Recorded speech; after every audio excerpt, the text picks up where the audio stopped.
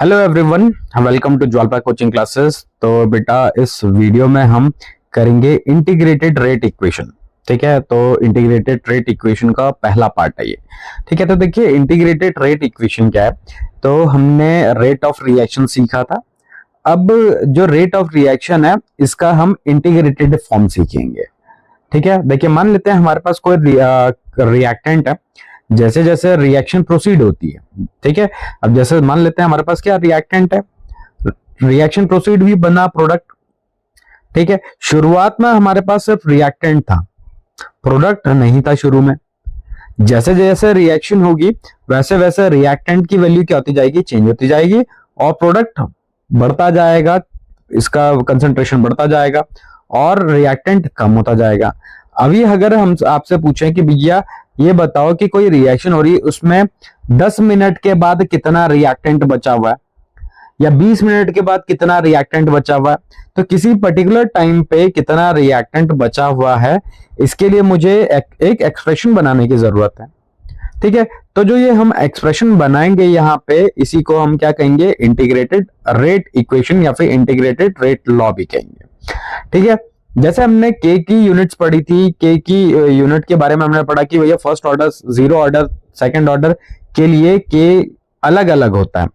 उसी तरीके से इंटीग्रेटेड रेट लॉ या इंटीग्रेटेड रेट इक्वेशन भी अलग अलग होता है। सभी रिएक्शंस के लिए जीरो ऑर्डर के लिए अलग होगा, फर्स्ट ऑर्डर के लिए अलग होगा, सेकंड ऑर्डर के लिए अलग होगा। तो इस वीडियो में हम जीरो ऑर्डर रिएक्शन के लिए पढ़ेंगे। ठीक है, तो यहाँ पे इंटीग्रेटेड रेट इक्वेशन बनाएंगे किसके लिए, जीरो ऑर्डर रिएक्शन के लिए। ठीक है, तो जीरो ऑर्डर रिएक्शन में क्या होता है बेटे कि रेट ऑफ रिएक्शन इंडिपेंडेंट होता है कंसंट्रेशन ऑफ रिएक्टेंट के। तो रिएक्टेंट के कंसंट्रेशन पे डिपेंडेंट नहीं होता है रेट ऑफ रिएक्शन। बात समझ रहे हैं आप कि rate of reaction concentration of reactant पे डिपेंडेंट नहीं होता है। ठीक है, तो सपोज करो कि हमारे पास रिएक्टेंट आ रहा है, ये कन्वर्ट हो गया प्रोडक्ट में। अब एक साथ तो कन्वर्ट होगा ही नहीं, तो पहले धीरे धीरे से कन्वर्ट होगा। ठीक है, तो हम क्या मान रहे हैं कि जो ये रिएक्टेंट है इसका कंसंट्रेशन को हम CR मान लेते हैं। क्या मान लेते हैं, CR। ये क्या है, कंसंट्रेशन ऑफ रिएक्टेंट है।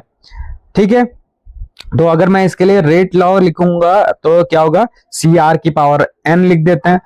ठीक है, प्रोपोर्शनैलिटी साइन हटता है तो एक कांस्टेंट आता है, कांस्टेंट के, जिसे हम रेट कांस्टेंट कहते हैं, या फिर उसे स्पेसिफिक रेट ऑफ रिएक्शन या फिर स्पेसिफिक रिएक्शन रेट भी कहते हैं इस के को। ठीक है, जीरो ऑर्डर रिएक्शन है ये, तो जीरो ऑर्डर रिएक्शन के लिए एन की वैल्यू किसके बराबर हो जाएगी बेटे, 0 के बराबर। अब CR की पावर 0 हो जाएगी तो ये कितना हो जाएगा, 1 हो जाएगा। तो जो हमारे पास रेट एक्सप्रेशन आएगा वो किसके बराबर आ जाएगा, के बराबर। किसके बराबर आ गया, के। तो जो रेट ऑफ रिएक्शन है जीरो ऑर्डर रिएक्शन के लिए के बराबर आ गया।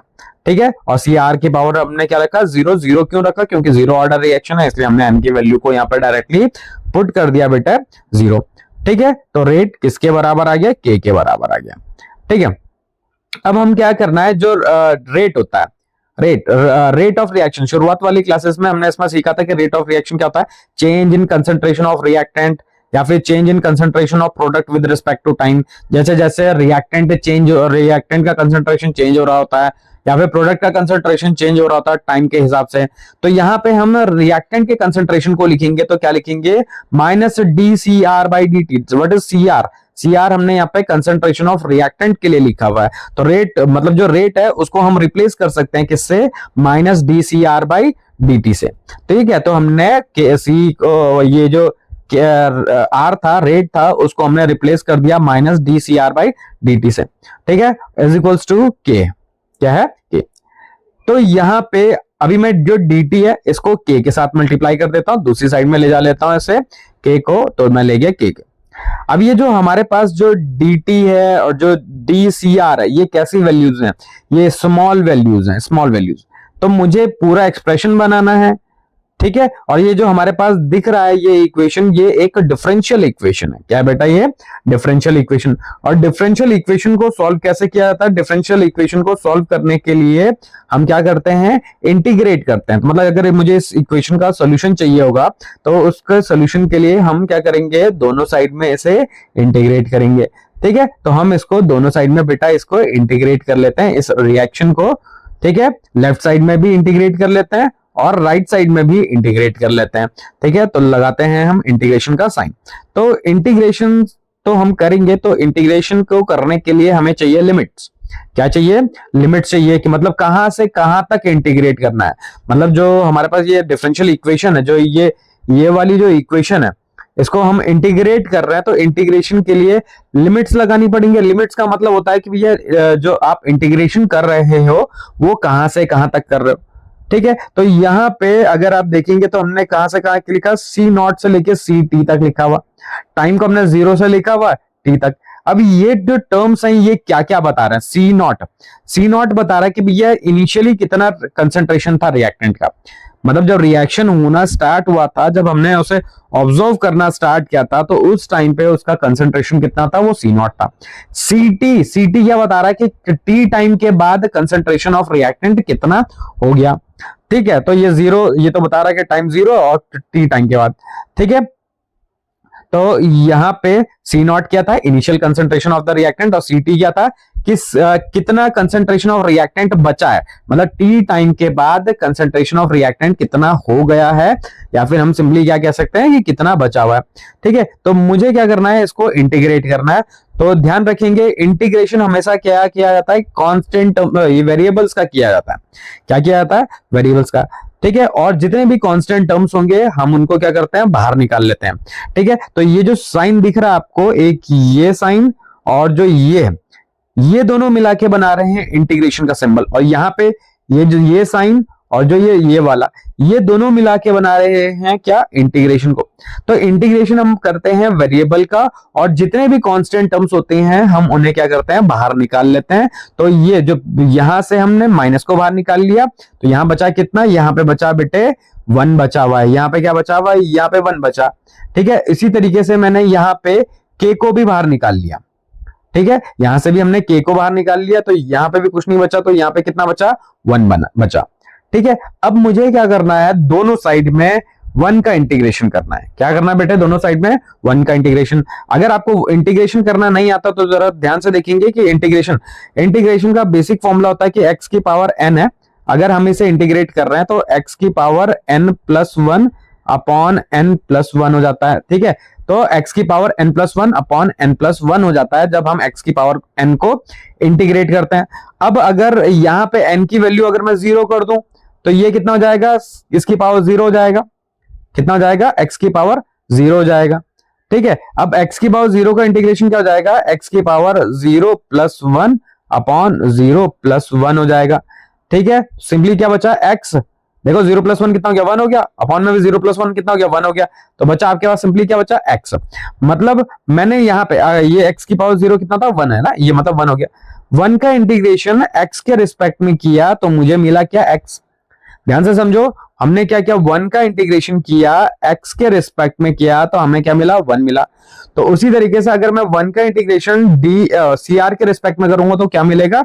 CR। और यहां पे अगर मैं 1 का इंटीग्रेशन t के टाइम के रिस्पेक्ट में करूंगा तो मुझे क्या मिलेगा? t। ठीक है, तो 1 का इंटीग्रेशन CR के टर्म्स में किया तो मिला CR। ठीक है, और 1 का इंटीग्रेशन, ठीक है, तो ये हमने लिमिट लगा ली। अब इस साइड में 1 का इंटीग्रेशन t के रेस्पेक्ट में मिला तो क्या मिला? t मिला। क्या मिला बेटे? t। अब इसमें भी लिमिट लगा देंगे। इसकी लिमिट कहां से कहां तक हो रही है? 0 से t तक। ठीक है, ये हमने इंटीग्रेशन कर दिया। अब हमने इंटीग्रेशन करने के बाद क्या करना है? हमने लगानी है लिमिट्स। ये जो यहां बाहर जो ये एक्सप्रेशंस दिखाई दे रहे हैं, ये क्या है? ये लिमिट्स हैं। ये लिमिट्स हैं। तो जब हम लिमिट पुट करते हैं तो पहले जो वेरिएबल जब जिसको इंटीग्रेट करके जिसके रेस्पेक्ट में हमने इंटीग्रेट किया तो वो वेरिएबल था, तो एक बार हम उसकी जगह पे अपर लिमिट पुट करते हैं और एक बार बेटा हम लोअर लिमिट पुट करते हैं। तो ये जो CR है, एक बार इसकी जगह क्या रखेंगे हम? CT, और एक बार क्या रखेंगे? C0। और यहाँ पे जो T है इसकी जगह पे क्या रखेंगे? एक बार हम T रखेंगे और एक बार रखेंगे हम 0। तो देखो हमने पहले वाले में रख लिया, ये माइनस का साइन जो बाहर था ये तो ऐसा ही था। देखो ये माइनस का साइन जो बाहर था वो तो ऐसे ही था। और CR की जगह पे हमने क्या लिखा? CT। और C0 की जगह पे CR की जगह पे क्या लिखा हमने? C0। और बीच में फॉर्मूले का माइनस का साइन है। जब आप इंटीग्रेशन सीखेंगे तो ये सीखेंगे कि माइनस क्यों लगाया जाता है। ठीक है, इसी तरीके से राइट साइड में अगर हम पुट करेंगे तो K तो ऐसे ही रहेगा, तो क्या हो जाएगा, t माइनस 0 हो जाएगा। ठीक है, इसे सिंप्लीफाई करते हैं तो ये माइनस को अंदर भेजेंगे तो सी टी नेगेटिव हो जाएगा, सी नॉट पॉजिटिव हो जाएगा, तो हमें एक्सप्रेशन क्या मिलेगा, C naught minus C T is equals to K T. ठीक है, ये हमें क्या मिल गया, ये एक एक्सप्रेशन मिला। अभी यहां से अगर मैं k की वैल्यू निकालूंगा तो क्या होगा, ये t नीचे चला जाएगा, C naught minus C T upon T. यहाँ पे जो टर्म्स हैं ये क्या क्या चीज है बेटे, सी नॉट क्या है कि इनिशियल कंसंट्रेशन, मतलब जो रिएक्टेंट था उसका इनिशियली कंसंट्रेशन कितना था, वो सी नॉट है। सी टी क्या है कि टी टाइम के बाद कंसंट्रेशन ऑफ रिएक्टेंट कितना बचा हुआ है, ध्यान रखना कितना बचा हुआ है कंसंट्रेशन ऑफ रिएक्टेंट, वो सी टी को रिप्रेजेंट कर रहा है। टी क्या है कि कितना टाइम, मतलब जिस चीज को हम ऑब्जर्व कर रहे हैं, जो हम रिएक्शन देख रहे हैं वो कितने टाइम में कितने से कितने चेंज हो जा रही है। ठीक है, तो इंटीग्रेटेड रेट लॉ ये जो हमारे पास बना है ये क्या है, ये जीरो ऑर्डर रिएक्शन के लिए है इंटीग्रेटेड रेट लॉ। ठीक है, अब मुझे करना है इसका ग्राफिकल रिप्रेजेंटेशन। क्या करना है, ग्राफिकल रिप्रेजेंटेशन। तो ये हमारे पास k की वैल्यू थी C naught minus T, C naught minus C T upon T था। ठीक है, तो इसको अगर हम t को k के साथ मल्टीप्लाई कर देंगे तो ये बनेगा। ठीक है, अब सी नॉट को के टी के साथ ले जा लेते हैं, तो हम सी नॉट को ले गए किसके साथ, के टी के साथ हमने रखा और हमें एक्सप्रेशन मिल गया कुछ ये। अब जरा यहाँ पे इस चीज को ध्यान से देखेंगे। ठीक है, अभी अगर इसको एक्सप्रेशन को हम बनाएं तो हम यहाँ पे जो ग्राफ बनाने वाले हैं ये किस किस के बीच का बनाने वाले हैं, ये सी टी वर्सेस टी के बीच का बनाने वाले हैं। किसके बीच का बनाने वाले हैं बेटे, सी टी वर्सेस टाइम के बीच का बनाने वाले हैं। सी टी क्या है कि भैया कितने टाइम, मतलब टी टाइम के बाद कंसेंट्रेशन ऑफ रिएक्टेंट कितना हो रहा है, टी क्या है कि इतने टाइम के बाद कंसेंट्रेशन कितना हो जा रहा है, मतलब जो टी है इसकी कुछ ना कुछ वैल्यू गिवन होगी। तो यहाँ पे एक वेरिएबल हमारे पास ये है और एक वेरिएबल ये। अगर मैं इसे x कह दूं और इसे इसे अगर मैं y कह दूं, ये x कह दूं, तो जो हमारे पास जो ये दिख रहा है, ये जो एक्सप्रेशन दिख रहा है ये किस फॉर्मेट में है, ये एक स्ट्रेट लाइन का इक्वेशन है और इसका फॉर्मेट क्या है, सी टी। सी टी क्या है, y। सी टी को हम y से रिप्रेजेंट करेंगे। ठीक है, और ये m किसको रिप्रेजेंट कर रहा है, ये माइनस k को रिप्रेजेंट कर रहा है। x किसको रिप्रेजेंट कर रहा है, t को रिप्रेजेंट कर रहा है। ठीक है, और यहाँ पे c क्या होता था, इंटरसेप्ट होता था। c किसको रिप्रेजेंट कर रहा है, c नॉट को रिप्रेजेंट कर रहा है। तो ये जो हमारे पास बेटा जो ये इक्वेशन है, बेसिकली ये जो इक्वेशन दिख रही है ये किसकी इक्वेशन है, ये स्ट्रेट लाइन की इक्वेशन है। किसकी इक्वेशन है, ये straight line y is equals to mx plus c का इक्वेशन है ये। ठीक है, तो यहाँ पे y किसको रिप्रेजेंट कर रहा है, सी टी को। m किसको रिप्रेजेंट कर रहा है, माइनस k को। x किसको रिप्रेजेंट कर रहा है, t को। c किसको रिप्रेजेंट कर रहा है, c रिप्रेजेंट कर रहा है c नॉट को रिप्रेजेंट कर रहा है। ठीक है, तो y हाउ फार अप। ठीक है, मतलब ये y क्या बता रहा है कि चेंज कितना हो रहा है। ठीक है, और x को हम x एक्सेस में प्लॉट करने वाले हैं। m क्या बता रहा है, m बता रहा है स्लोप। स्लोप मतलब बताता है कि कितना स्टीप है, क्या बोलता है, कितना स्टीप है, ये स्लोप बताता है। ठीक है, x क्या होता है, c क्या होता है, c होता है इंटरसेप्ट, मतलब जो ये लाइन है वो y एक्सिस को कहां पे काटेगी। ठीक है, अब मुझे इसका ग्राफ बनाना, तो ग्राफ बनाने के लिए हमें y एक्सिस बनानी है और x एक्सिस बनानी है। y एक्सिस पे हम क्या प्लॉट करने वाले हैं, सी टी। x एक्सिस पे हम क्या प्लॉट करने वाले हैं, हम t प्लॉट करने वाले हैं, टाइम प्लॉट करने वाले हैं। ठीक है, तो ये एक स्ट्रेट लाइन का इक्वेशन था। किसका इक्वेशन था बेटे, स्ट्रेट लाइन का इक्वेशन था। ठीक है, स्ट्रेट लाइन का इक्वेशन था विद नेगेटिव स्लोप। ठीक है, स्ट्रेट लाइन का इक्वेशन है विद नेगेटिव स्लोप। तो ये हमने पढ़ा कि माइनस एम एक्स प्लस सी, इस फॉर्मेट में थी ना हमारी इक्वेशन। ठीक है, तो एक मिनट। ठीक है, तो हमारी जो इक्वेशन थी बेटे वो माइनस एम एक्स प्लस सी के फॉर्मेट में थी। यहां पे माइनस एम किसको रिप्रेजेंट कर रहा है बेटे, माइनस एम यहां पे नेगेटिव स्लोप को रिप्रेजेंट कर रहा है। किसको रिप्रेजेंट कर रहा है, नेगेटिव स्लोप को रिप्रेजेंट कर रहा है माइनस एम। ठीक है, ठीक, तो ये इसका स्लोप कितना है, माइनस के, मतलब जो हमारी इक्वेशन थी वो यही थी ना। तो देखो हमारा इक्वेशन ऐसा था, C T is equals to minus K T plus C naught. ठीक है, तो जैसे यहाँ पे स्लोप माइनस एम है, यहाँ पे क्या है माइनस के, तो इसका स्लोप कितना हो गया माइनस के। ये सी क्या होता था, intercept C, intercept C naught था। देखो वाई एक्सेस पे कहां पे काट रहा है, सी नॉट पे काट रहा है, तो इसका इंटरसेप्ट कितना हो गया माइनस, इसका इंटरसेप्ट हो गया सी नॉट। ठीक है, तो ये हो गया जीरो ऑर्डर रिएक्शन के लिए ग्राफ हो गया। ठीक है, तो चलिए कुछ उस इसी पे बेस्ड कुछ एमसीक्यूज करते हैं। पहला, which of the following is also known as trial and error method, मतलब इनमें से किसको ट्रायल एंड एरर मेथड भी बोलते हैं। ठीक है, तो इंटीग्रेटेड मेथड, जो इंटीग्रेटेड रेट लॉ है बेटा, इसको ट्रायल एंड एरर मेथड भी कहते हैं। तो ध्यान रखना, इंटीग्रेटेड रेट लॉ या इंटीग्रेटेड मेथड को ट्रायल एंड एरर मेथड भी कहते हैं। ठीक है, चलिए नेक्स्ट क्वेश्चन देखते हैं। विच of the following is the differential rate law of zero order reaction. Differential rate law, देखो अभी हमने जब एक्सप्रेशन को इंटीग्रेट किया था, क्या किया था, एक्सप्रेशन को जब हमने इंटीग्रेट किया था, तो इंटीग्रेशन करने से पहले हमारे पास एक इक्वेशन था। क्या था हमारे पास, इंटीग्रेशन को करने से पहले हमारे पास एक इक्वेशन था।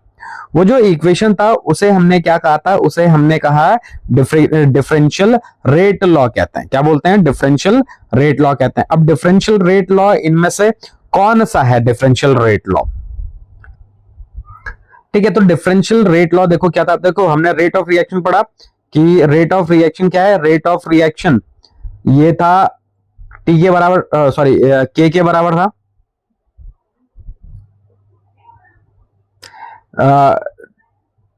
किसके बराबर था, के बराबर। अच्छा, जो रेट ऑफ रिएक्शन है इसको हम क्या लिख सकते हैं, minus D C R by D T लिख सकते हैं।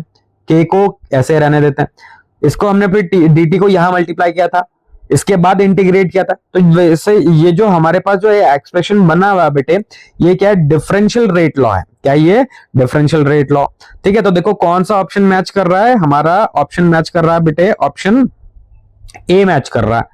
ठीक है, तो आंसर क्या हो जाएगा हमारा, ऑप्शन ए हो जाएगा। तो ये ऑप्शन ए है, ये क्या है बेटे, differential rate law for zero order reaction. Zero order reaction के लिए भी है, ध्यान रखना, फर्स्ट ऑर्डर के लिए अलग होगा, सेकंड ऑर्डर के लिए अलग होगा, थर्ड ऑर्डर के लिए अलग होगा। तो यहाँ पे differential rate law zero order reaction के लिए ही है।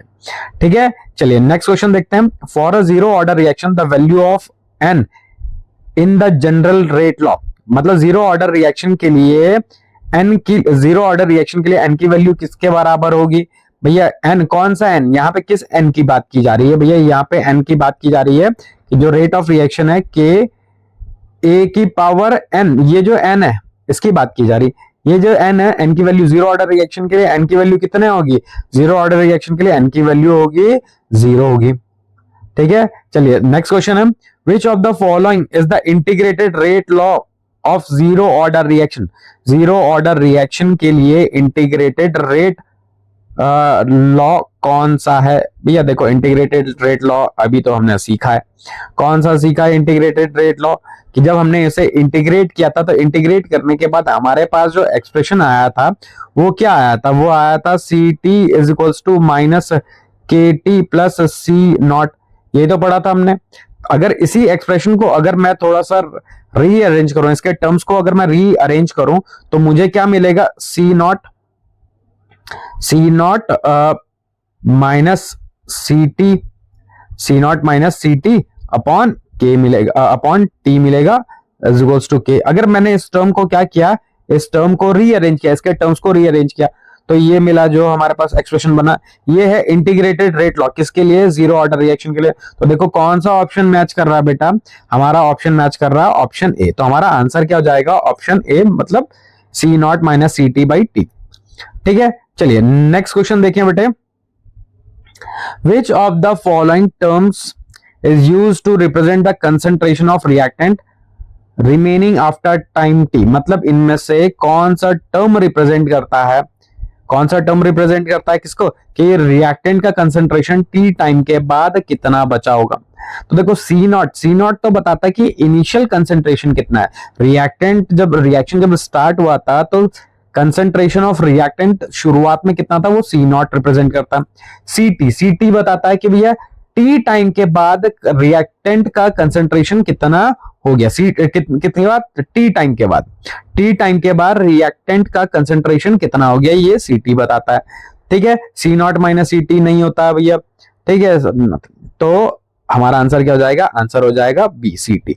ठीक है, तो ध्यान रखना सी नॉट किसको रिप्रेजेंट कर रहा है, सी नॉट रिप्रेजेंट कर रहा है कि इनिशियली कितना है, सी टी किसको रिप्रेजेंट कर रहा है, टी टाइम के बाद कितना बचा हुआ है। ठीक है, चलिए नेक्स्ट क्वेश्चन करके देखते हैं। नेक्स्ट क्वेश्चन क्या है, next MCQ, the plot between C T versus T in zero order reaction, the slope of the line. देखो स्लोप मतलब जो लाइन है उसका स्लोप कौन सी क्वांटिटी को रिप्रेजेंट कर रहा है, तो देखो एक्सप्रेशन तो हमने यही बनाया था ना, C T is equals to minus K T plus C naught, यही तो एक्सप्रेशन बना था हमारा ना, ये जीरो ऑर्डर रिएक्शन के लिए रेट लॉ यही था। अब यहां पे कह रहा है कि जो इसका जो हमने देखा कि इसका ग्राफ बन रहा है वो इस तरीके से स्ट्रेट लाइन बन रहा है, तो जो ये स्ट्रेट लाइन था इसका स्लोप इनमें से कौन सी क्वांटिटी को रिप्रेजेंट कर रहा था, माइनस के को, कि टी बाई एक्स को, एक्स बाई टी को, या फिर नन ऑफ दीज। तो हमारा आंसर है बेटे किसको रिप्रेजेंट कर रहा था, वो रिप्रेजेंट कर रहा था बेटे माइनस के को रिप्रेजेंट। ठीक है, तो जो C T versus C T, ये यहाँ पे सी टी हमने एक्स एक्स वाई एक्सेस पे प्लॉट किया और टी हमने इस एक्स एक्सेस पे प्लॉट किया था। ठीक है, तो जो सी टी वर्सेस टी का ग्राफ है, सी टी वर्सेस टी का जो ग्राफ है उसका स्लोप किसको रिप्रेजेंट कर रहा है, माइनस के को, नेगेटिव ऑफ रेट कांस्टेंट को रिप्रेजेंट करता है। ठीक है,